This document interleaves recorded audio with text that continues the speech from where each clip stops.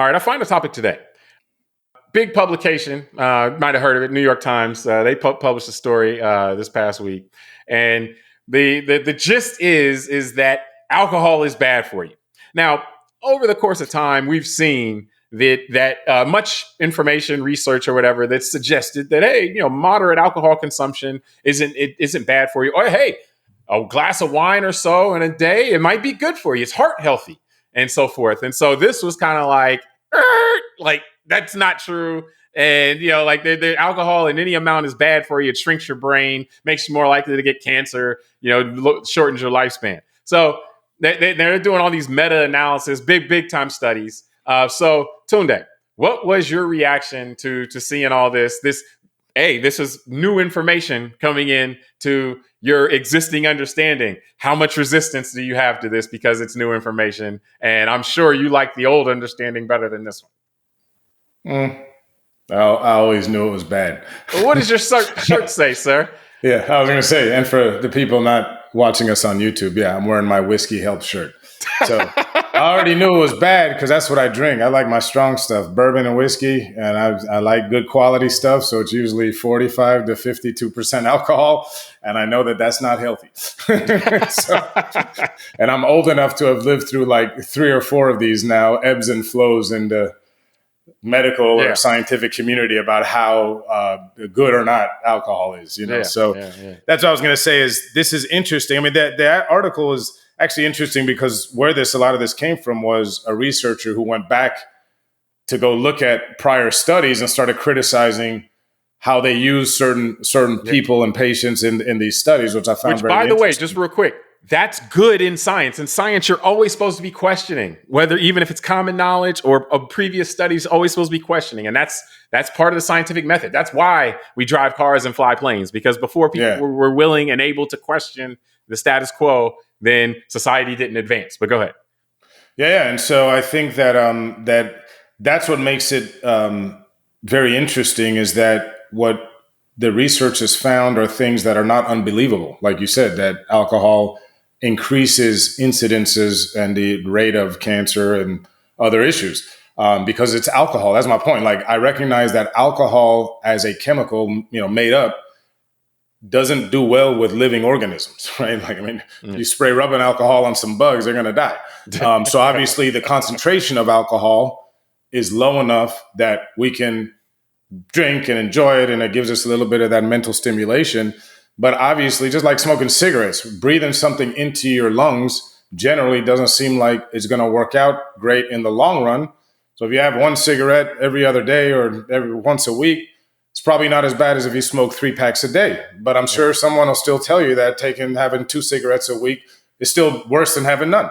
So it just seems like everything else that you can put in your body that doesn't have great long-term side effect, and we're going to include sugar and salt in here, right? Like, too much of it obviously is going to have a much more negative effect than less of it. And that's what I find interesting with alcohol. And she brings it up a bit in the article, that unlike everything else I just mentioned, we as a culture and a community, as humans, and I think this is almost global unless you go into certain like Middle Eastern countries where they just don't allow alcohol to be served.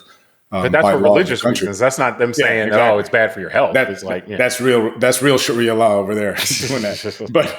But everywhere where alcohol is openly available, there's a culture around it, and it's usually people getting together in bars, and there's a community feeling, and it's for people like me that are used to drinking. It's hard to go out and not grab a drink and have something in my hand and be part of the group. So that's why I think alcohol as a topic is very interesting. And we come back to it every decade or so with this new research, because it's something that so many people partake in, and it's something that is a social construct as much as it is kind of a physiological kind of thing as well. And people enjoy it, and that to me, like, I always look at these studies, particularly the ones that were trying to convince us that alcohol in moderation was helpful. Was just like, well, who is that for? Like, I don't know people that drink alcohol for health benefits. Like, and if you are, you're lying to yourself, because that's not why you're drinking it.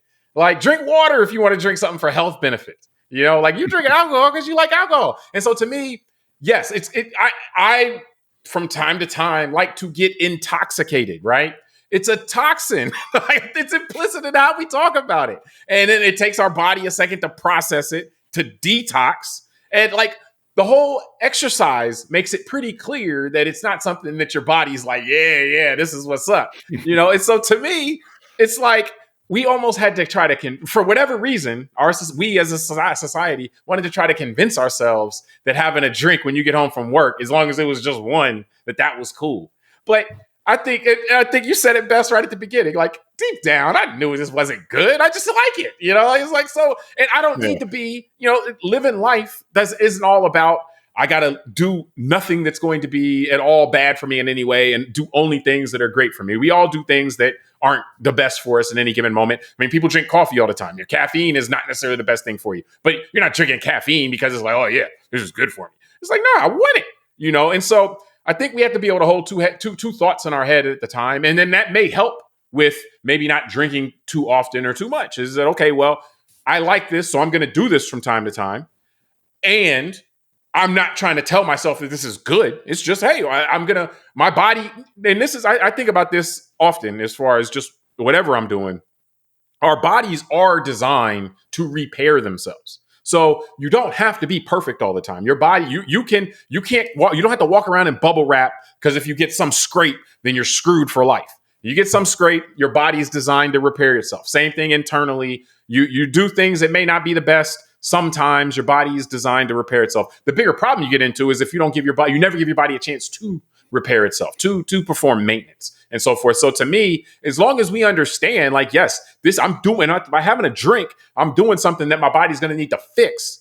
And you give your body time to then fix it, then you're kind of allowing your body to go through its natural process. Even if, you might cut 2 weeks off your life by average. And it's like, well, yeah, most people will live with that, versus to be able, like you said, to do those social things as far as how our culture is built up around, socially with alcohol. Like, most people give up 2 weeks at the end of their life for that, on average.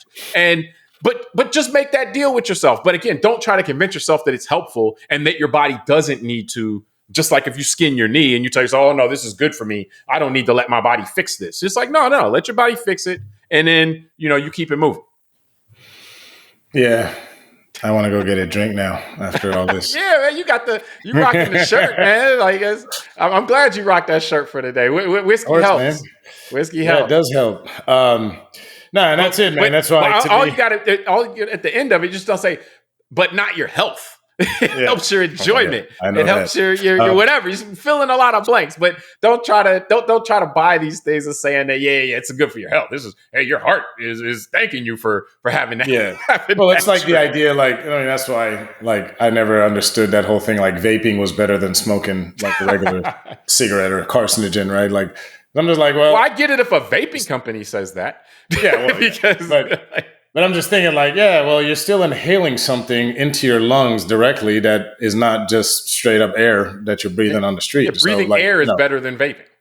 Yeah, exactly. So it's the same thing here. I mean, I think, look, it's interesting with this alcohol thing because it makes you realize, like when I brought up sugar and salts, I mean, we're in an environment in our world today where everything has a chance of killing us because we have the ability, whether knowingly or unknowingly, I mean, alcohol, that you're drinking it, but with the sugars and salts, unknowingly sometimes that you're consuming maybe more than you should. And then we could even say, depending on where you live, if you live like near a downtown or a highway, I mean, you're consuming, pollutants every time, and microplastics and all that. So it's like the more we learn, it's kind of to your point, the more it's kind of like you got to pick your own vices and just say, you know what?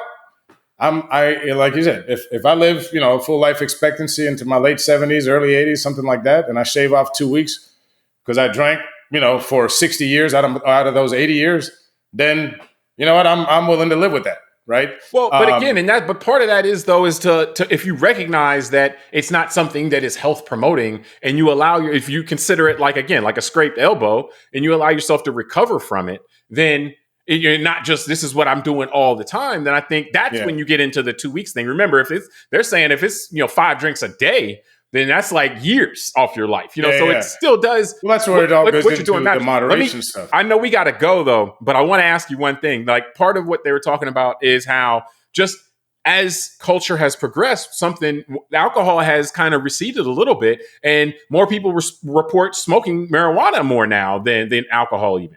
And so obviously, I don't think people are trying to make the case that marijuana is health beneficial, but it might be, cool psychologically and stuff like that with things like that. But physical health, what was your thought on that, or what was your, just quickly, we got a minute or so, give me like your reaction. Like, is that kind of our body's wisdom pushing us away from alcohol, or is that just replacing one thing with another? Or what do you think? Yeah, I don't think we're that wise. I think and also, marijuana has its side effects, right? I mean, you got to smoke it or you got to eat it, and I'm sure there's someone will come out with some study of why it's bad for you. Yeah, and I'm sure they already have. They already have. Yeah. And so I think that look, I think a lot of it is commercialization. Honestly, I think that it probably was harder for the hard liquor industry, like what I like, the bourbons and whiskeys or the vodkas in the 90s or early 2000s, to act like, to try and promote how healthy they were. But think about it, the wine industry benefited a lot. I mean, that's when Napa Valley got popular and all that stuff, because if drinking a glass of wine is healthy, then they can sell more bottles of wine. And I think it's no different today, where it's not a surprise that marijuana is now kind of taking over alcohol because of the stuff we're talking about. There's more evidence now being discussed openly that alcohol, even wine, may not have the health benefits that were once promoted. And then on the marijuana side, but not just that. The alcohol overconsumption, you feel that more readily than marijuana. And so to me, like alcohol, if I'm just going to have a glass and a half. If that turns into 3.5, you're going to feel it the next day. And whereas marijuana, if it's like, I'll have a joint, and then you end up having 3, you're not going to wake up like, oh, my head. Like it's a different kind of, situation with that. I might just not wake up, but I might be 3 hours late for that meeting, but off both actually. Don't let me put them together, because then that's when I'm just not waking up till the next day. But no, but I do think, but that's what I mean by just the commercial side and the readily available. And I'm not saying that's sinister. I'm just saying a matter of fact, where, think about it. Over the last decade, marijuana went from being something that was still kind of taboo and seen as, people were going to jail for it, to now it's somewhat legal in some capacity, I think in 48 or 49 states. I was going to say, most places you walk around, there's marijuana stores. I was just in New York. I was in Vegas. Then, we have the governor of Maryland just pardoned 175,000 people at once for marijuana convictions. I mean, the administration just made it a Schedule 3 instead of a Schedule 1. So I think the fact that, and that's what I mean by commercialization, the fact that marijuana is now generally legal in our society, even if you need a prescription, and it doesn't have the stigma it once had, that just changes the nature of its availability, the amount of people that will use it. I mean, I'm amazed with the amount of people, like clients of mine, people I know in their 50s and 60s, that now just readily admit that they either chew gummies or they smoke weed. And, they got their cards, because we're here in Florida where it's still, you need a medical card, and they go to their dispensary. And I'm just thinking like 20 years ago, when I was younger in this business, couldn't talk about I would have never thought to talk to someone in their 50s or 60s about marijuana at all. Like that was just not a topic you would bring up. And I think the lesson is that humans like their intoxicants, and that's just what it is. And so I don't think we need to, we want them to study this stuff. We want them to study it. But I think if we can hold two thoughts in our head at the same time. Hey, people like different intoxicants. Some people like, to turn up a little bit more. Some people like to turn up a little bit less. But by and large, and this isn't some new thing, people have liked this. You go back in history. There's some, primates that you got fermented berries on the ground. They'll start eating them and getting faded, So it just seems to be a thing, and so maybe we shouldn't beat ourselves up about it as much psychologically, but just kind of try to have a little bit more of a mature kind of relationship with it, which isn't easy, obviously, and it's not something that's going to be 100% of the time. But I think that this type of study, like breaking this kind of facade of it being good for you, is probably good to me at least, from the standpoint of like, force people to hold the two thoughts in their head at the same time. Don't try to persuade people that by drinking this wine, you're extending your life, because that's not likely to be the case. And again, just from you can feel that in your gut in terms of the way this stuff works on you and stuff like that. So, but I think we can wrap from there. We appreciate everybody for joining us on this episode of Call Like I See It. Subscribe to the podcast, rate it, review us, tell us what you think, send it to a friend. Until next time, I'm James Keys. I'm Tunde Ogunlana. All right, we'll talk to you next time.